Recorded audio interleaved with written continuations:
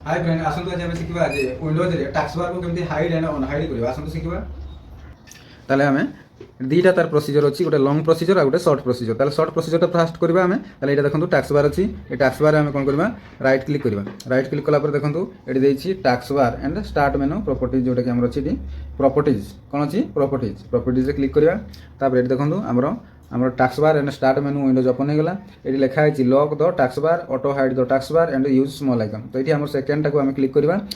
हमर auto hide the task bar तापर then apply करबा तापर ओके करबा ताले देखंतु हमर टास्क बार हमर हाइड हो गला ये होची शॉर्ट प्रोसीजर आ लॉन्ग प्रोसीजर करबा पे हम कोन करबा ना एटा को हम ऑन हाइड आउटर कर दबा